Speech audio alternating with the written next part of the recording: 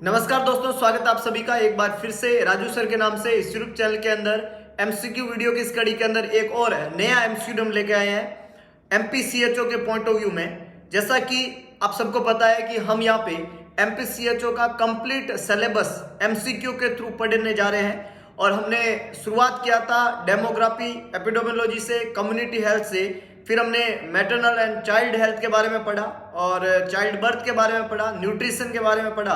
तो ये video lectures तो हम डिस्कस कर चुके हैं। आज हम एक नया टॉपिक लेके आए हैं जो कि सिलेबस में अगला टॉपिक रहता है इम्यूनाइजेशन। तो आज का हमारा जो एमसीक्यू सेशन है ये इम्यूनाइजेशन के ऊपर बेस है। आप लोगों से गुजारिश है फटाफट से वीडियो को लाइक कर दीजिए, वीडियो को शेयर कर दीजिए और कमेंट बॉक्स में अपना सुझाव देना बिल्कुल ना भूले। तो लाइक और शेयर करना ना भूले। आप कहोगे सर लाइक क्यों करें, तो बिना लाइक किए हुए आपको जवाब देने में थोड़ी परेशानी जरूर हो सकती है। तो आप लाइक करें और उसके बाद में जवाब दें, कंसेप्ट अपना आप बनते हैं और फिर आपका जवाब देना आसान है। और शेयर इसलिए करें ताकि मैक्सिमम लोगों तक आप अप्रोच कर पाएंगे और वो सब लोग जो इस कंटेंट का फायदा उठाना चाहते हैं उन तक ये कंटेंट पहुंच पाएगा। और अगर आप ये वीडियो पहली बार देख रहे हैं इस चैनल पे तो चैनल को सब्सक्राइब जरूर कर दें और बेल आइकन बटन दबा दें ताकि हर आने वाला वीडियो जो है उसका नोटिफिकेशन आप तक पहुंचे और आप किसी भी वीडियो को मिस ना करें और डेफिनेटली आप सफलता के शिखर तक पहुंचने में ये वीडियो आपकी मदद करेंगे। तो शुरुआत करते हैं बेहतरीन एमसीक्यू सेशन की। सबसे पहला क्वेश्चन आप लोगों के लिए ये रहा। क्वेश्चन पूछा है vaccine with maximum efficacy. Question ने क्या पूछा है कि कौन सा वैक्सीन जो है उसकी मैक्सिमम एफिकेसी होती है ना। आपको क्वेश्चन ने यहाँ पे क्या पूछा है कि साहब ये जो वैक्सीन दिए हुए इन वैक्सीन में आपको बताओ कि कौन सा वैक्सीन जो है इनमें से कौन सा ऐसा वैक्सीन है जिस वैक्सीन की एफिकेसी जो है वो मैक्सिमम है ना। जिस वैक्सीन की एफिकेसी जो है, कौन से वैक्सीन की एफिकेसी जो है वो मैक्सिमम एफिकेसी है। चार ऑप्शन लिखे हुए हैं। Oral polio vaccine that is OPV, measles, BCG और टीटी। चार ऑप्शन यहाँ पे लिखे हुए हैं। मैक्सिमम एफिकेसी आपको पूछिए कौन से वैक्सीन की रहती है मैक्सिमम एफिकेसी। तो ये जो चार ऑप्शन यहाँ पे लिखे हुए हैं बहुत बढ़िया। इसमें कुछ लोगों ने आपने सही जवाब देने की कोशिश की है, आपका जवाब बिल्कुल सही है, बहुत बढ़िया। आपके अनुसार साहब मैक्सिमम एफिकेसी इन वैक्सीन में किसकी होती है? मीजल्स की, बहुत बढ़िया। फर्स्ट डोज और सिंगल डोज अगर मीजल्स की आप देते हैं, कितनी डोज? सिंगल डोज अगर आप मीजल्स की देते हैं तो 90% उसकी एफिकेसी होती है और अगर मीजल्स की बूस्टर डोज लगा देते हैं तो 99% उसकी एफिकेसी होती है। तो सिंगल डोज ऑफ मीजल्स जो है उसकी एफिकेसी 90% होती है। तो यहाँ पे करेक्ट आंसर क्या बनेगा? बी। मीजल्स की एफिकेसी जो होती है वो सिंगल डोज के साथ में कितनी होती है? 90%। अब हम बात करें अलग अलग वैक्सीन की एफिकेसी के बारे में, है ना। क्या आपको पता है कि मीजल्स से भी ज्यादा किसी वैक्सीन की एफिकेसी हो सकती है? जवाब पुट करिएगा, क्या मीजल्स से ज्यादा किसी वैक्सीन की एफिकेसी हो सकती है ना। जवाब लिखिएगा, जवाब लिखिएगा। आपके अनुसार आपने बोला कि साहब मीजल्स के अलावा किसी वैक्सीन की एफिकेसी ज्यादा नहीं हो सकती, जो कि गलत जवाब है क्योंकि मीजल्स से भी ज्यादा किसी वैक्सीन की एफिकेसी होती है और वो वैक्सीन है रूबेला वैक्सीन। बात करता हूं मैं वैक्सीन के एफिकेसी के बारे में। तो एक चीज तो हमने अभी पढ़ी है यहाँ पे कि एफिकेसी जो होती है वो सिंगल डोज मीजल्स की कितनी होती है? 90%। तो मीजल्स की एफिकेसी तो यहाँ पे हमने डिस्कस कर ही लिया, 90% होती है सिंगल डोज के साथ में। इसके बाद में जो ऑप्शन में लिखे हुए हैं ओपीवी, उस ओपीवी की एफिकेसी रहती है 65 to 80%। सिंगल डोज अगर ओपीवी आप देते हैं किसी को, 2 बूंद एक ही बार में देते हैं तो उसकी एफिकेसी रहती है 65 to 80%। डोज को ज्यादा बार देने और उस डोज के बूस्टर डोज देने से इसकी एफिकेसी और ज्यादा अच्छी हो जाती है। अब अगर आपको ये परेशानी हो रही कि एफिकेसी क्या होती है, तो वैक्सीन का इफेक्टिवनेस, मतलब वैक्सीन देने के बाद में ये कितना अपना प्रभाव दिखाएगा। एफिकेसी एक फार्माकोलॉजी की टर्म है और वो होता है कि किसी भी दवाई में कितना पुदीना है। ये एक सिंपल सा टर्म है। जैसे आप किसी मरीज को मीजल्स दे रहे हो तो मीजल्स देने पे क्यों दे रहे हो? मीजल्स को रोकने के लिए। तो मीजल्स का वैक्सीन लगाने से मीजल्स कितना रुक सकता है? तो जवाब है वो 90% प्रभावशाली होता है। 10% हो सकता है वैक्सीन देने के बाद में भी मीजल्स हो जाए। तो efficacy is the highest effectiveness of that particular drug और इसको हम बोलते हैं उस दवाई का पुदीना, उसका जोर कितना, उसके अंदर कितना दमखम है। आपने गाना सुना ना, आ देखे जरा कितना है, किसमें है, कितना है दम। तो डेफिनेटली हम वैक्सीन के दम की बात कर रहे हैं। हम भी इनको कह रहे हैं कि तुम्हारे दम हम देखते हैं और मीजल्स में ये दम होता है 90%। अगर मैं ओरल पोलियो वैक्सीन की बात करूं तो उसके अंदर ये दम कम होता है 65 to 80%, है ना। और अगर मैं बीसीजी की बात करूं तो इसमें दम कम होता है 50%। कितना होता है? 50%। एक बहुत इंपॉर्टेंट बात, बीसीजी वैक्सीन दिया जाता है टीबी के रोकथाम के लिए ना, ट्यूबरकुलोसिस, किस बीमारी के प्रिवेंशन के लिए, ट्यूबरकुलोसिस। अब जो ट्यूबरकुलोसिस है ये दो तरह की होती है, एक ट्यूबरकुलोसिस होती है आपकी पल्मोनरी, एक ट्यूबरकुलोसिस होती है आपकी पल्मोनरी, दूसरी ट्यूबरकुलोसिस आपकी होती है एक्स्ट्रा पल्मोनरी। आपको दो तरह की ट्यूबरकुलोसिस याद रखनी है, एक होती है पल्मोनरी, दूसरी होती है एक्स्ट्रा पल्मोनरी। जो आपकी पल्मोनरी ट्यूबरकुलोसिस होती है इसके ऊपर बीसीजी के वैक्सीन का इफेक्ट जीरो होता है। बीसीजी का वैक्सीन जो होता है वो पल्मोनरी ट्यूबरकुलोसिस को नहीं रोक सकता, पल्मोनरी ट्यूबरकुलोसिस पे बीसीजी के वैक्सीन का असर जो होता है वो जीरो होता है। लेकिन मैं अगर एक्स्ट्रा पल्मोनरी ट्यूबरकुलोसिस की बात करूं तो इसके ऊपर इफेक्टिव होता है बीसीजी के वैक्सीन का, और वो कितना प्रतिशत होता है, 50%, क्योंकि इसकी मैक्सिमम एफिकेसी कितनी होती है, 50%। समझ रहे हो बात को, आगे लेके चलता हूं। अगला वैक्सीन यहाँ पे दिया हुआ है टिटनस, जिसकी मैक्सिमम एफिकेसी जो होती है वो 70% होती है। टिटनस वैक्सीन की मैक्सिमम एफिकेसी कितनी होती है, 70%। याद रखना आपको, मीजल्स की 90%, उसके अलावा ओपीवी की हमने बात की यहाँ पे लग मैक्सिमम 80%, उसके अलावा टीटी की बात करते हैं 70%, बीसीजी की बात करते हैं 50%। ये इनकी एफिकेसी है। तो इन चार ऑप्शन में तो सबसे ज्यादा एफिकेसी किसकी मिली हमको, मीजल्स की। लेकिन इसका मतलब यह नहीं कि मीजल्स से ज्यादा भी एफिकेसी किसी की नहीं होती है, मीजल्स से ज्यादा भी एफिकेसी होती है, और सिंगल डोज एफिकेसी देखने को मिलती है मीजल्स से ज्यादा रुबेला की, और रुबेला की सिंगल डोज एफिकेसी कितनी होती है, 95%, जो कि मीजल्स से भी ज्यादा है। मीजल्स की सिंगल डोज एफिकेसी 90% होती है, जबकि रुबेला की 95% होती है। तो यहां पे करेक्ट आंसर आपका क्या बनेगा, बी, मीजल्स बनेगा। लेकिन आपको अगर पूछ लिया जाए सिंगल डोज मैक्सिमम एफिकेसी किसकी होती है, तो रुबेला आपका जवाब होना चाहिए, ना कि मीजल्स। समझ रहे हो बात को, हाईएस्ट एफिकेसी वाला माना जाता है रुबेला को, है ना, इसको हाईएस्ट एफिकेसी वाला वैक्सीन माना जाता है। समझ के बात को, बहुत बढ़िया, बहुत ही शानदार। आगे लेके चलता हूं, नेक्स्ट देखिएगा, नेक्स्ट देखिएगा, Which of the following vaccine should not be given in pregnancy? Question है, आपको क्या पूछा है कि ये जो चार वैक्सीन दिए गए हैं आपको, इनमें से ऐसा कौन सा वैक्सीन है जिसको आप प्रेगनेंसी के अंदर नहीं दे सकते, कौन सा vaccine, which of the following vaccine should not be given, should not be given, और कहां नहीं देना होता है, प्रेगनेंसी के अंदर। तो प्रेगनेंसी के अंदर सारे के सारे live vaccine, all live vaccine, all live vaccine जो है वो कॉन्ट्रा इंडिकेटेड होता है प्रेगनेंसी के अंदर।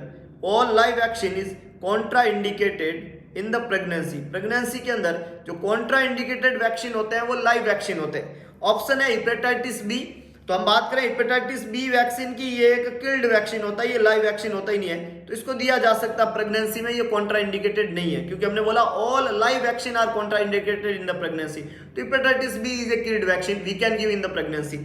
MMR, मीजल्स, मम्स और रूबेला, MMR जो है वो एक लाइव वैक्सीन है, और all live vaccine are contra indicated in the pregnancy. तो आंसर बी यहाँ पे करेक्ट बनेगा। आप MMR को जो है प्रेगनेंसी में नहीं दे सकते, क्योंकि MMR एक लाइव वैक्सीन है, और प्रेगनेंसी के अंदर लाइव वैक्सीन जो होते हैं वो कॉन्ट्रा इंडिकेटेड रहते हैं साहब। तो बी यहाँ पे करेक्ट आंसर बनेगा। टाइफॉइड जो है वो भी एक किल्ड वैक्सीन की कैटेगरी में आता है, ये लाइव वैक्सीन में नहीं आता है, तो इसको आप प्रेगनेंसी के अंदर दे सकते हैं।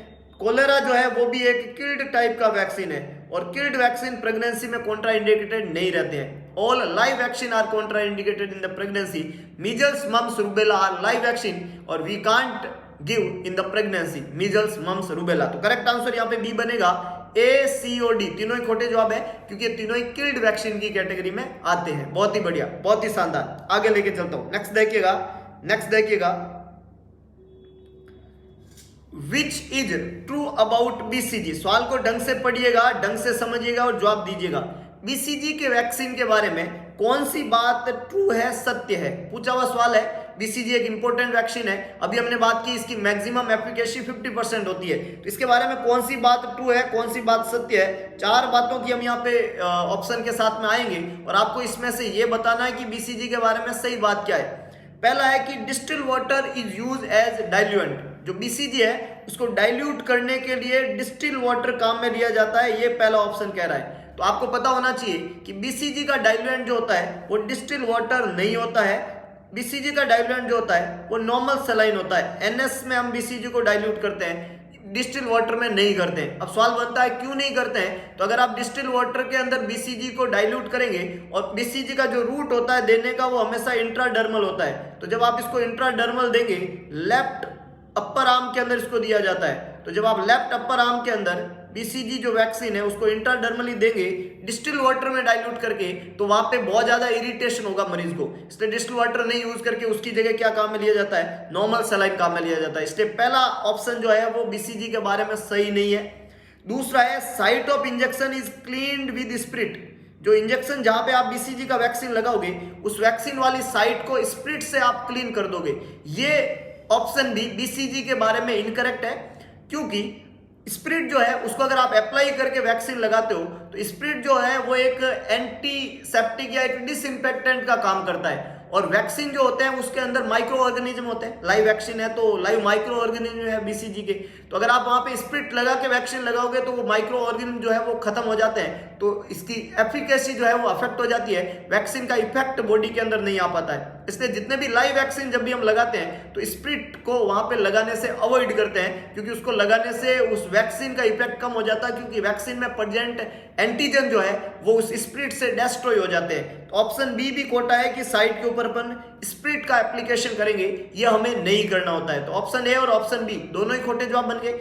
ऑप्शन सी में लिखा हुआ है मोन्टॉक्स टेस्ट जो है वो पॉजिटिव आ जाता है 6 वीक के अंदर, तो ये जवाब भी खोटा है, क्योंकि बीसीजी का वैक्सीन देने के बाद में मोन्टॉक्स टेस्ट जो होता है वो नॉर्मली पॉजिटिव आता है 8 से लेके 8 वीक से लेके 14 वीक पे। मोन्टॉक्स टेस्ट जो है वो पॉजिटिव आता है 8 से 14 वीक पे, वो 6ठे वीक पे पॉजिटिव नहीं आएगा। तो सी आंसर भी यहाँ पे क्या हो गया, खोटा। ऑप्शन ए, ऑप्शन बी और ऑप्शन सी तीनों ही खोटे जवाब है, और खोटे होने के कारण हमने यहाँ पे पढ़े normal saline is the diluent, never clean with spirit and Mantoux test is positive 8 to 14 week, not 6 week, इसलिए वो भी खोटा हो गया। तो करेक्ट आंसर ना तो ए बनेगा, ना बी बनेगा, ना सी बनेगा, तीनों ही खोटे हैं। तो करेक्ट आंसर क्या बनेगा, डी। और डी क्या कह रहा है कि WHO की रिकमेंडेशन है डानिस 1331 फॉर वैक्सीन प्रोडक्शन, तो करेक्ट आंसर यहाँ पे डी रहेगा। WHO रिकमेंडेशन यहाँ पे दी हुई है और 1331 फॉर वैक्सीनेशन वहां पे यूज किया जाता है। तो ए, बी और सी तीनों ही खोटे जवाब है, डी बिल्कुल करेक्ट आंसर है। बीसीजी का वैक्सीन बहुत इंपॉर्टेंट है, इसकी एफिकेसी हमने पढ़ी थी कितनी होती है, 50% वहां पे एफिकेसी होती है बीसीजी की। और बीसीजी वैक्सीन जो होता है वो एक्स्ट्रा पल्मोनरी ट्यूबरकुलोसिस को रोकने में मदद करता है, और वो एफिकेसी मैक्सिमम 50% है। आपको अगर कंसेप्ट समझ में आ रहा है, आपको अगर डाटा समझ में आ रहे हैं, तो लाइक बटन को प्रेस करना बिल्कुल ना भूले, क्योंकि जो लाइक बटन प्रेस नहीं करते उनमें वो कॉन्फिडेंस नहीं होता है जिस कॉन्फिडेंस के साथ में लाइक बटन प्रेस करके लोग बैठते हैं, कि नहीं है। तो लाइक करें, शेयर जरूर करें, क्योंकि ये कंटेंट अगर आपके लिए मददगार है तो आपके किसी साथी के लिए मददगार है। और इंसान है, इंसान की मदद करना सीखे, क्योंकि मदद करने से ही आप किसी के भागीदार बन सकते हैं, मदद करने से ही आप राष्ट्रभक्ति का जो है एक जीता जागता उदाहरण बन सकते हैं। क्योंकि आज के इस जमाने में मददगार बहुत कम होते हैं, कि नहीं है। तो आप उस 1% लोगों में शामिल हो जाए जिसके दिल के अंदर, दिमाग के अंदर दूसरों की मदद करने की हमेशा लगी रहती है। आगे लेके चलता हूं, नेक्स्ट देखिएगा How many fully frozen ice pack should a vaccine carrier contain? बहुत इंपॉर्टेंट है, जो वैक्सीन कैरियर है उसके अंदर कितने नंबर्स में कितने fully frozen ice pack use किया जाते हैं। क्वेश्चन ने क्या पूछा है, how many fully frozen ice pack, fully frozen ice pack total number में कितने यूज किए जाते हैं वैक्सीन कैरियर के अंदर, है ना। वैक्सीन कैरियर जिसमें आप वैक्सीन को कैरी करते हैं, उस वैक्सीन कैरियर के अंदर फुल्ली फ्रोजन आइस पैक जो होते हैं वो टोटल नंबर में कितने काम में लिए जाते हैं, 2, 4, 6 या 8। 4 ऑप्शन यहाँ पे लिखे हुए हैं। Fully frozen ice pack total कितने यूज किए जाएंगे वैक्सीन कैरियर के अंदर, जिसमें वैक्सीन आप कैरी करते हैं उसमें कितने फुल्ली फ्रोजन आइस पैक काम में लिए जाएंगे। जवाब लिखिएगा 2, 4, 6, 8। 4 ऑप्शन यहाँ पे लिखे हुए हैं, कौन सा आंसर करेक्ट होना चाहिए, 2, 4, 6 या 8। फुल्ली फ्रोजन आइस पैक, बहुत बढ़िया। कुछ लोगों ने जवाब देने की कोशिश की है, क्लियर करता हूं। फुल्ली फ्रोजन आइस पैक के बारे में 2 बातें आपको याद रखनी है। पहली बात है कि जो वैक्सीन कैरियर होता है उसके अंदर तो फुल्ली फ्रोजन आइस पैक जो होता है वो टोटल नंबर के अंदर 4 होते हैं। जो वैक्सीन कैरियर होता है उसके अंदर fully frozen ice pack total number में 4 होते हैं। यहाँ पे यही था, वैक्सीन कैरियर था और उसके अंदर ही पूछे हैं फुल्ली फ्रोजन आइस पैक, तो यहाँ पे आपका जवाब क्या बनेगा, 4। बी यहाँ पे बिल्कुल करेक्ट आंसर है। वैक्सीन कैरियर जो होता है उसके अंदर फुल्ली फ्रोजन आइस पैक जो होता है वो नंबर में कितने होते हैं, 4। लेकिन अगर वहां पे वैक्सीन कैरियर की जगह डे कैरियर लिखा होता ना, वैक्सीन कैरियर नहीं होके एक डे कैरियर होता, तो डे कैरियर के अंदर फुली फ्रोजन आइस पैक जो होते हैं वो नंबर में 2 होते हैं। वैक्सीन कैरियर था इसलिए जवाब 4 था। अगर वहां पे डे कैरियर होता, कौन सा कैरियर होता, डे कैरियर, तो उसके अंदर फुली फ्रोजन आइस पैक जो है वो टोटल नंबर में 2 होते। वैक्सीन कैरियर में कितने होते हैं, 4। डे कैरियर हो तो कितने होते हैं, 2। तो 4 और 2 ये 2 चीजें आपको याद रखनी है। यहां पे करेक्ट आंसर बनेगा 4, बी बिल्कुल करेक्ट आंसर है। ए, सी और डी तीनों ही खोटे जवाब है। 2 नहीं है, 6 नहीं है और 8 नहीं है, तो करेक्ट आंसर बनेगा 4, दैट इज बी। बहुत ही बढ़िया, बहुत ही शानदार। आगे लेके चलता हूं, नेक्स्ट देखिएगा, नेक्स्ट देखिएगा, बहुत इंपॉर्टेंट क्वेश्चन है। और क्या पूछा जा रहा है आपको, at PHC level, primary health centre level पे vaccines are store in the, PHC के ऊपर वैक्सीन जो होते हैं उसको स्टोर किया जाता है। कहां स्टोर करते हैं वैक्सीन को, पीएचसी के अंदर। फर्स्ट ऑप्शन है कोल्ड बॉक्स के अंदर, सेकंड ऑप्शन है डीप फ्रीजर के अंदर, थर्ड ऑप्शन है आइस लाइंड रेफ्रिजरेटर के अंदर, और फोर्थ ऑप्शन है वॉक इन कोल्ड रूम के अंदर। 4 ऑप्शन यहां पे लिखे हुए हैं। और सवाल आपको पूछ रहा है कि primary health centre PHC level पे वैक्सीन जो होते हैं उनका स्टोरेज कहां पे किया जाता है। जवाब लिखिएगा, प्राइमरी हेल्थ सेंटर पे वैक्सीन जो होते हैं उनका स्टोरेज कहां पे किया जाता है, cold box, deep freezer, ice lined refrigerator, walk in cold room. Which is the correct one, कौन सा सही जवाब है। पीएचसी लेवल पे वैक्सीन का स्टोरेज कहां पे किया जाता है, जवाब लिखिएगा, पीएचसी पे वैक्सीन का स्टोरेज कहां पे किया जाता है। बहुत बढ़िया, कई लोगों ने सही जवाब देने की कोशिश की और बिल्कुल करेक्ट है। वैक्सीन का स्टोरेज हमेशा आइस लाइंड रेफ्रिजरेटर में करते हैं। अभी हमने बात की है आइस लाइंड रेफ्रिजरेटर की। आइस लाइंड रेफ्रिजरेटर के अंदर वैक्सीन का स्टोरेज किया जाता है और 4 जो है आइस पैक वहां पे काम में लिए जाते हैं। तो आइस लाइंड रेफ्रिजरेटर, सी यहाँ पे बिल्कुल करेक्ट आंसर है। कोल्ड बॉक्स, डीप फ्रीजर और वॉक इन कोल्ड रूम जो है तीनों ही खोटे जवाब है। पीएचसी लेवल पे यूज किया जाता है आइस लाइंड रेफ्रिजरेटर, सी यहां पे बिल्कुल करेक्ट आंसर है। बहुत ही बढ़िया, बहुत ही शानदार। आगे लेके चलता हूं, नेक्स्ट देखिएगा, नेक्स्ट देखिएगा, इंपॉर्टेंट क्वेश्चन है। क्या पूछा जा रहा है, कौन सी बीमारी प्रिवेंट कर सकते हो booster dose to a 5 to 6 year old child. Question क्या पूछा है कि ऐसी कौन सी डिजीज है उसको प्रिवेंट करने के लिए दिया जाता है बूस्टर डोज, और कौन सी उम्र में, 5 से 6 साल की उम्र में। 5 से 6 साल की उम्र में बूस्टर डोज देके कौन सी बीमारी को प्रिवेंट करने की कोशिश की जाती है, मीजल्स, बीसीजी, डीटी और डीपीटी। कौन सी डिजीज की, कौन सी बीमारी की बूस्टर डोज है ना, कौन से वैक्सीन की बूस्टर डोज जो है वो 5 to 6 year एज के ऊपर दी जाती है। जवाब लिखिएगा, जवाब लिखिएगा, बूस्टर डोज। बहुत बढ़िया, बहुत बढ़िया, मैक्सिमम लोगों ने सही जवाब देने की कोशिश की है।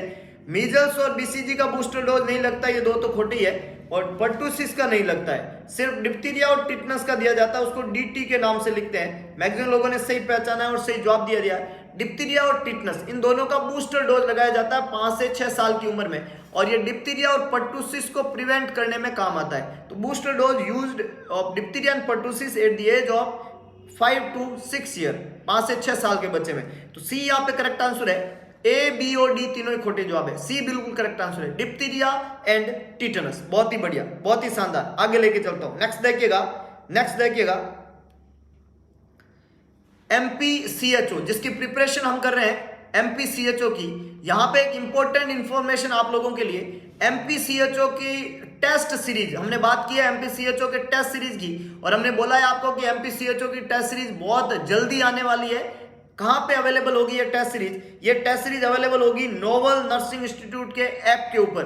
तो आपको करना क्या है, प्ले स्टोर पे जाना है, टाइप करना है novel nursing institute, 5 star rating का एक ऐप वहां पे दिखेगा, नोवल नर्सिंग इंस्टीट्यूट का ऐप। उस ऐप को इंस्टॉल कर देना है, सेटिंग में जाके ऐप को रेटिंग दे देनी है, और इसके अलावा ऐप जो है उसके बारे में अपना रिव्यू लिखना है। ये सब जैसे ही आप करोगे तो ऐप के डिफरेंट फीचर्स आप लोगों के लिए खुल जाएंगे।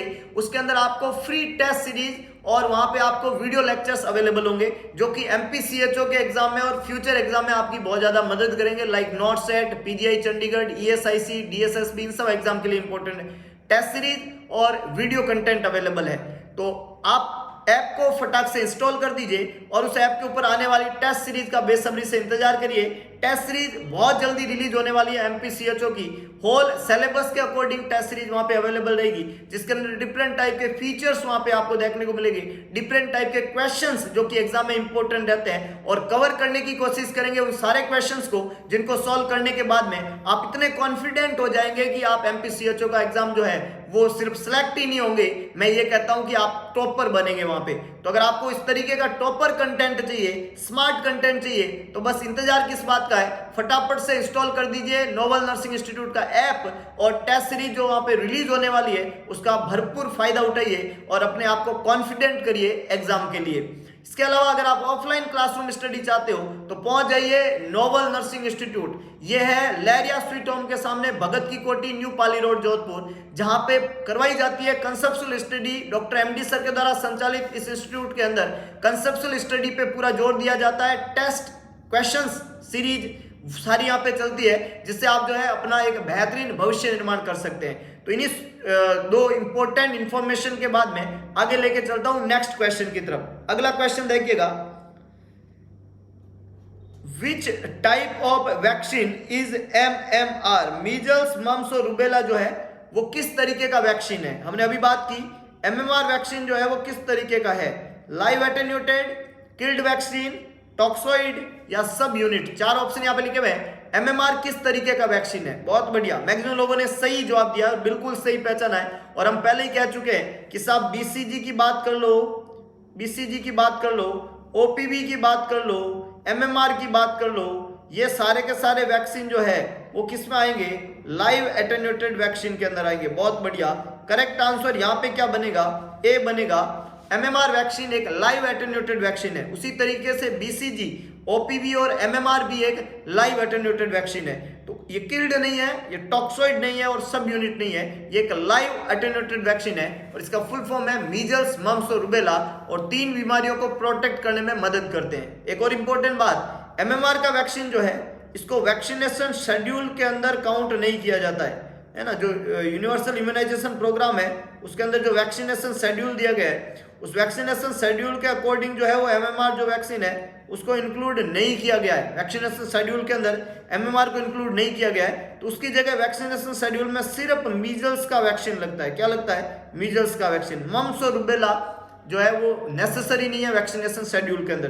तो करेक्ट आंसर यहाँ पे क्या बनेगा, ए, लाइव एटेन्यूटेड वैक्सीन। बहुत ही बढ़िया, बहुत ही शानदार। आगे लेके चलता हूं, नेक्स्ट देखिएगा, नेक्स्ट देखिएगा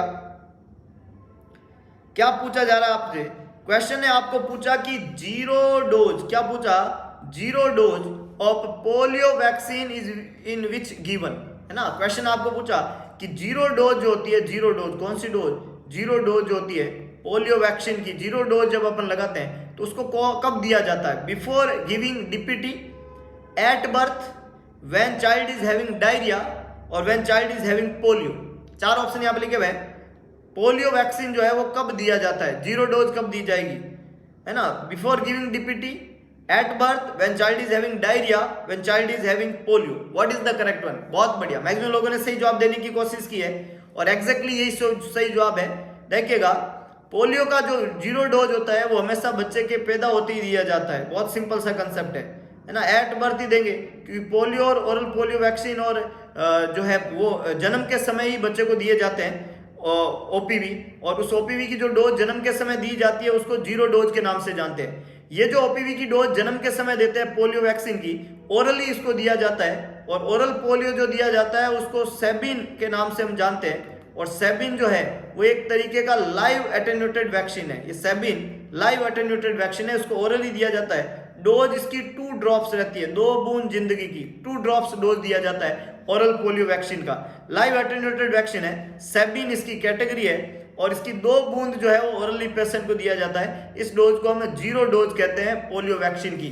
पोलियो वैक्सीन जो है वो पोलियो के प्रिवेंशन के पॉइंट ऑफ व्यू में बच्चों में काम में लिया जाता है। एट बर्थ, पैदा होती बच्चे को पोलियो की वैक्सीन दी जाती है, 2 ड्रॉप्स इसकी डोज होती है। अच्छा, ये जो पोलियो 2 ड्रॉप दिया जाता है जन्म के समय एट बर्थ, ये प्रिवेंट करता है पोलियो को, क्योंकि पोलियो से सबसे ज्यादा पहले अफेक्ट होने वाला जो ऑर्गन होता है वो जीआई सिस्टम होता है। जीआई ट्रैक्ट को पोलियो इन्फेक्टेड करता है, तो जीआई सिम्टम सबसे पहले आते हैं और उसके बाद में न्यूरोलॉजिकल साइन मरीज में आकर हो सकते हैं। तो यहाँ पे करेक्ट आंसर बनेगा बी।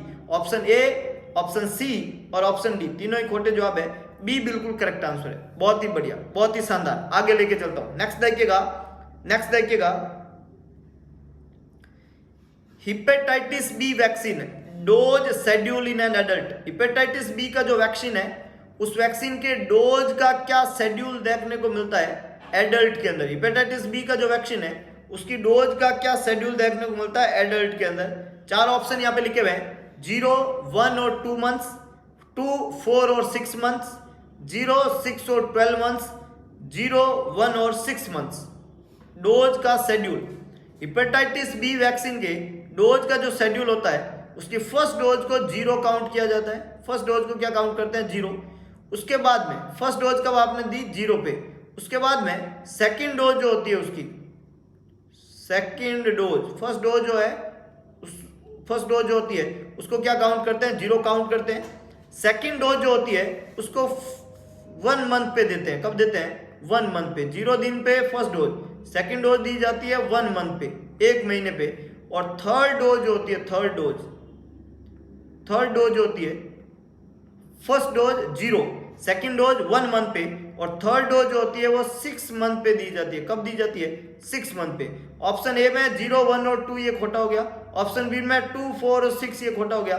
ऑप्शन सी में 0, 6 और 12 ये भी खोटा हो गया, क्योंकि जो शेड्यूल डोज होती है वो 0, 1, 6 ये 3 इंपॉर्टेंट टाइम रहते हैं। तो ऑप्शन डी इसको फॉलो कर रहा है 0, 1 और 6। तो करेक्ट आंसर यहाँ पे क्या बनेगा डी बनेगा। 0, 1 और 6 ये हेपेटाइटिस बी की डोज रहती है एडल्ट के अंदर। ए, बी और सी तीनों ही खोटे जवाब है, डी बिल्कुल करेक्ट आंसर है। बहुत ही बढ़िया, बहुत ही शानदार। आगे लेके चलता हूं। नेक्स्ट देखिएगा live attenuated vaccine can be given. Live attenuated vaccine can be given. ये लाइव अटेन्यूटेड वैक्सीन जो है वो किसको दिया जा सकता है। ऑप्शन देखिएगा, children under 8 year, HIV patient, patient on steroid, patient on radiation. 4 option यहां पे लिखे हुए हैं। ऐसा कौन सा इंडिविजुअल है जिसमें लाइव अटेन्यूटेड वैक्सीन दिया जा सकता है। इसका मतलब 3 में नहीं दे सकते, 1 में दे सकते हैं। एक ऑप्शन है पहला पेशेंट ऑन रेडिएशन, जो रेडिएशन थेरेपी ले रहा है उस पेशेंट में ऑलरेडी इम्यूनो सप्रेशन है और उसकी वजह से उसके WBC के नंबर जो होते हैं, WBC के काउंट जो होते हैं वो कम आ रहे हैं। पेशेंट रेडिएशन एक्सपोजर होता है तो बोन मैरो सप्रेशन होता है तो उसके WBC काउंट कम होता है। WBC अपने बॉडी की वो सेल है जो इन्फेक्शन से लड़ने में मदद करती है। अब अगर लाइव अटेन्यूटेड वैक्सीन आप दे देते हो और मरीज को पहले से WBC कम है तो उस मरीज में रिस्क होती है इन्फेक्शन की, है ना। उस मरीज में किसकी रिस्क होती है, रिस्क ऑफ इन्फेक्शन। तो इन्फेक्शन की रिस्क के प्रति मरीज जो है वो एक्सपोज होता है। अगर पेशेंट को स्टेरॉइड दवाई आप देते हैं इस कंडीशन के लिए, जो कंडीशन उसने बताई है कि उसको लाइव अटेन्यूटेड वैक्सीन है और नोजिया हो रहा है, उसको अगर आप स्टेरॉइड दवाई प्रिस्क्राइब करते हो तो स्टेरॉइड खुद जो है वो GI अपसेट करती है। क्या करती है, GI अपसेट करती है, गैस्ट्रोइंटेस्टाइनल अपसेट होता है वहां पे। तो इसलिए हम क्या करते हैं कि उस मरीज को जिसको लाइव अटेन्यूटेड वैक्सीन दिया है उस पेशेंट को नहीं देते हैं जिस पेशेंट में ऑलरेडी जो है पेशेंट क्या ले रहा है, स्टेरॉइड ले रहा है। क्योंकि उस पेशेंट स्टेरॉइड जो दवाई होती है वो पेशेंट के इम्यून सिस्टम को क्या करती है, इम्यून सिस्टम को सप्रेस करती है। स्टेरॉइड दवाई जो होती है वो इम्यून सिस्टम को क्या करती है, सप्रेस करती है। तो ऑप्शन डी खोटा है क्योंकि यहाँ भी रिस्क ऑफ इन्फेक्शन है। ऑप्शन सी खोटा है क्योंकि यहाँ भी पेशेंट को रिस्क ऑफ इन्फेक्शन है। स्टेरॉइड एक एंटी इन्फ्लामेटरी ड्रग है और वो पेशेंट लेगा, इम्यून सिस्टम सप्रेस रहेगा तो उसको इन्फेक्शन होने की संभावना रहती है। ऑप्शन बी खोटा है, HIV पेशेंट। HIV पेशेंट जो होते हैं उनका ऑलरेडी इम्यूनो कॉम्प्रोमाइज स्टेटस रहता है। क्या रहता है, इम्यूनो कॉम्प्रोमाइज्ड स्टेटस। ये तीनों option A, option B, option C और ऑप्शन डी तीनों ही मरीजों का इम्यून सिस्टम कॉम्प्रोमाइज है। और किसी भी इम्यूनो कॉम्प्रोमाइज पेशेंट के अंदर लाइव वैक्सीन जो होता है, किसी भी इम्यूनो कॉम्प्रोमाइज पेशेंट के अंदर लाइव वैक्सीन जो होता है वो कॉन्ट्रा इंडिकेटेड रहता है। किसी भी इम्यूनो कॉम्प्रोमाइज पेशेंट में लाइव वैक्सीन जो होता है वो कॉन्ट्रा इंडिकेटेड रहता है। ऑप्शन ए करेक्ट है क्योंकि जो बच्चा 8 साल से छोटा है उसको लाइव वैक्सीन दिया जा सकता है। कोई कॉन्ट्रा इंडिकेशन नहीं है। और ऐसा कुछ भी नहीं है कि 8 साल के बाद ही बच्चों को लाइव वैक्सीन देंगे, क्योंकि लाइव वैक्सीन तो एट बर्थ दे देते हैं अपन, जिसमें बीसीजी काउंट करते हैं हम, ओपीवी काउंट करते हैं, जो जन्म के समय दिए जाते हैं। तो ऑप्शन ए यहाँ पे करेक्ट रहेगा, ऑप्शन बी, ऑप्शन सी और ऑप्शन डी तीनों ही खोटे जवाब है, क्योंकि इन तीनों ही मरीजों को हम लाइव वैक्सीन नहीं दे सकते। इम्यूनो कॉम्प्रोमाइज पेशेंट है, प्रेग्नेंट लेडी को हम लाइव वैक्सीन नहीं दे सकते। तो करेक्ट आंसर क्या बनेगा? A, children under 8 year of age. बहुत ही बढ़िया, बहुत ही शानदार। आगे लेके चलता हूं, नेक्स्ट देखिएगा स्टोरेज टेम्परेचर। यहां पे आपको पूछा है, आपको यह पूछा है कि जो वैक्सीन होते हैं उस वैक्सीन का स्टोरेज टेम्परेचर कितना होता है। क्वेश्चन आपको क्या पूछ रहा है कि जितने भी वैक्सीन है उनका स्टोरेज टेम्परेचर बताइए साहब। -4 degree to 0, 0 to 4, 2 degree to 8 degree और 4 to 12 degree centigrade. Storage temperature क्या रहेगा वैक्सीन का? स्टोरेज टेम्परेचर पूछा है यहाँ पे वैक्सीन का, और आपको पता होना चाहिए कि वैक्सीन का स्टोरेज टेम्परेचर, बहुत बढ़िया, मैक्सिमम लोगों ने सही जवाब दिया। वैक्सीन का स्टोरेज टेम्परेचर होता है 2 टू 8 डिग्री सेंटीग्रेड, प्लस के अंदर होता है +2 to +8 degree centigrade storage temperature है वैक्सीन का। सी यहाँ पे करेक्ट आंसर है। ऑप्शन ए, ऑप्शन बी और ऑप्शन डी तीनों ही खोटे जवाब है, क्योंकि ये वैक्सीन के स्टोरेज टेम्परेचर से संबंधित नहीं है। स्टोरेज टेम्परेचर वैक्सीन का रहता है 2 टू 8 डिग्री सेंटीग्रेड। बहुत ही बढ़िया, बहुत ही शानदार। आगे लेके चलता हूं, नेक्स्ट देखिएगा vaccines not to be frozen is या आर। ऐसे कौन कौन से वैक्सीन होते हैं जिनको हम फ्रोजन नहीं करते हैं? ऐसे कौन कौन से वैक्सीन होते हैं जिनको हम फ्रोजन नहीं करते? ये क्वेश्चन ने पूछा है। 4 ऑप्शन यहाँ पे आपको मिलेंगे। BCG vaccine first option, OPV vaccine second option, DPT vaccine third option, measles vaccine fourth option और TT vaccine fifth option. 5 option यहाँ पे है। इनमें से बताइए कि कौन से वैक्सीन को फ्रोजन नहीं करते हैं, कौन से वैक्सीन को फ्रोजन नहीं करते हैं। जवाब लिखिएगा, इंपॉर्टेंट जवाब है। ऐसे कौन से वैक्सीन होते हैं जिनको फ्रोजन नहीं करते हैं? तो देखिएगा, बहुत सिंपल सा कंसेप्ट है। बीसीजी, ओपीवी और मीजल्स। बीसीजी, ओपीवी और मीजल्स, ये 3 ऐसे वैक्सीन है जिनको हम फ्रोजन करते हैं। ये 3 ऐसे वैक्सीन है जिनको हम फ्रोजन करते हैं साहब, इनको फ्रोजन करना होता है। तो ये तो जवाब नहीं बनेंगे। तो 2 वैक्सीन यहाँ पे डीपीटी और टीटी, डिप्थीरिया परटुसिस टिटनस और टिटनस टॉक्सोइड अकेला, ये वैक्सीन ऐसे हैं जिनको फ्रोजन नहीं करते हैं। तो ये करेक्ट आंसर एक तो बनेगा सी और एक करेक्ट आंसर बनेगा ई। सी और ई के अंदर जो वैक्सीन के नाम लिखे हुए हैं डीपीटी और टीटी, इन दोनों वैक्सीन को हम फ्रोजन नहीं करते हैं, जबकि बाकी सारे वैक्सीन बीसीजी, ओपीवी, मीजल्स, इन सब वैक्सीन को फ्रोजन किया जाता है। तो करेक्ट आंसर क्या बनेगा? सी और ई। बहुत ही बढ़िया, बहुत ही शानदार। आगे लेके चलता हूं, नेक्स्ट देखिएगा एमपीसीएचओ। जैसा कि हम बता चुके हैं कि एमपीसीएचओ की डेली टेस्ट सीरीज जो है, एमपीसीएचओ की डेली टेस्ट सीरीज जो है वो बहुत जल्दी रिलीज होने वाली है। और कहाँ आने वाली है? ये हमारे ऐप के ऊपर। ये ऐप कौन सा है? Novel nursing institute. Novel nursing institute के ऐप को क्या करना है? आपको प्ले स्टोर पे जाना है और ऐप को तुरंत प्रभाव से क्या करना है? ऐप को इंस्टॉल करना है। ऐप को इंस्टॉल करने के बाद में सेटिंग में जाके ऐप को रेटिंग देनी है और आपको वहां पे ऐप के बारे में रिव्यू लिखना है, क्योंकि इस ऐप के ऊपर नोवल नर्सिंग इंस्टीट्यूट की फ्री टेस्ट सीरीज बहुत जल्दी अवेलेबल होने वाली है। और इसके अलावा बहुत सारे वीडियो लेक्चर्स वहां पे अवेलेबल है। फ्री टेस्ट सीरीज को आज ही आप असेस करें, तरह तरह के फीचर्स है वहां अवेलेबल है, उनको देवें। और इसके अलावा मंथली टेस्ट सीरीज भी बहुत जल्दी अवेलेबल होने वाली है। तो ऐप को इंस्टॉल कर दीजिए और इस ऐप के ऊपर आने वाले डिफरेंट टाइप के प्रोडक्टिव कंसेप्चुअल स्टडीज से जुड़ जाइए और एक ऑनलाइन प्लेटफॉर्म जो टीम नोवल आपको प्रोवाइड कर रही है उसका बहुत अच्छे से फायदा उठाने की कोशिश करिए। इसके अलावा अगर आप चाहते हैं कंसेप्चुअल स्टडी, आप चाहते हैं ऐसी स्टडी जिससे आप नॉर्सेट 2021 को क्रैक कर पाए, आप चाहते हैं ऐसी स्टडी जिससे ESIC जैसे एग्जाम की बहुत अच्छी प्रिपरेशन आप कर पाए, उसके लिए आपको तुरंत ज्वाइन करना पड़ेगा novel nursing institute. Novel nursing institute की ऑफलाइन क्लासेज जो है वो शुरू हो चुकी है। और नोवल नर्सिंग इंस्टीट्यूट की ऑफलाइन क्लासेज जो है वो कहाँ लगती है? लहरिया स्वीट होम के सामने, भगत की कोठी, न्यू पाली रोड, जोधपुर। 2:30 बजे से क्लासेज का टाइम है। आज ही जुड़िए टीम नोवल के संग और अपने बेहतरीन भविष्य निर्माण की तरफ 4 कदम बढ़ाइए, तो डेफिनेटली आप एक अच्छे प्लेटफॉर्म पे होंगे। हम ये जरूर चीज कहते हैं कि क्या पढ़ना है, कैसे पढ़ना है, कितना पढ़ना है, बस। उसके अलावा कुछ बात करने की जरूरत नहीं है। आपको एक कंसेप्चुअल स्टडी, एक ऐसी स्मार्ट स्टडी जिसको करके आप किसी भी एग्जाम को कैसे क्रैक कर जाएंगे, क्या तरीका रहता है किसी क्वेश्चन को समझने का। आपकी जो थ्योरी वाला पोर्शन है, चाहे थ्योरी आपकी पीडियाट्रिक नर्सिंग की हो, चाहे थ्योरी आपकी एमएसएन की हो, चाहे थ्योरी आपकी ओबीजी की हो, चाहे थ्योरी आपकी फंडामेंटल की हो, चाहे थ्योरी आपकी साइकेट्री की हो, ये जो सब्जेक्ट्स है, इन सब्जेक्ट की थ्योरी को किसी क्वेश्चन में कैसे पिरोना है, कैसे क्वेश्चन को पढ़ना है, उनके 4 ऑप्शन को कैसे पढ़ना है और उसमें से राइट ऑप्शन को टिक कैसे किया जाता है, ये पूरा डिटेल के साथ में रोज सिखाया जाता है टीम नोबल के द्वारा नोबल नर्सिंग इंस्टीट्यूट के अंदर। तो अगर आप इस तरह की एक स्टडी करना चाहते हो, इस तरह की एक बेस्ट स्टडी कि साहब बस ये करते ही अपना तो गाड़ी पार है, उस तरह की बेस्ट स्टडी, उस तरीके का बेस्ट मटेरियल जो है वो तैयार किया है टीम नोबल ने और उसी को रोज परोसा जाता है ऑफलाइन क्लासरूम स्टडी के अंदर। बस आपको जुड़ जाना है टीम नोबल के संग और अपने बेहतरीन भविष्य, जिसमें आपने को 6 to 7 मंथ का टाइम है नॉट सेट का, उसको अगर आप तैयार करना चाहते हो बहुत अच्छे से, तो एमडी सर के द्वारा संचालित इस इंस्टीट्यूट में आज ही अप्रोच करें और अपने भविष्य निर्माण की तरफ आगे बढ़िए। इसी कुछ इंफॉर्मेशन के साथ में आज का ये वीडियो लेक्चर हम यही खत्म करते हैं। होप सो आपको वीडियो पसंद आया तो वीडियो को लाइक करें, वीडियो को शेयर करें, कमेंट बॉक्स में अपना सुझाव दें। इसके अलावा भगवान कृष्ण ने कहा था कि सारथी बने स्वार्थी ना बने, तो दिखा दीजिए सारथीपन और कर दिखाइए ऐसा कि दुनिया करना चाहिए आपके जैसा। अगर आप कुछ अच्छा पढ़ रहे हो, आप टॉपिक वाइज स्टडी कर रहे हो एमपीसीएचओ की, और फर्दर टॉपिक आएंगे सिलेबस वाइज, और वो कौन से चैनल पर रहेंगे, इसी चैनल पे, जो चैनल को सब्सक्राइब करें और शेयर करना बिल्कुल भी ना भूलें। तो आज के लिए बस इतना ही, मिलते हैं दोबारा एक नए टॉपिक और नए एमसीक्यू के साथ में, कुछ इंपॉर्टेंट, कुछ ट्रिकी, कुछ कंसेप्चुअल एमसीक्यू। तब तक के लिए जय हिंद, जय भारत, जय महाकाल।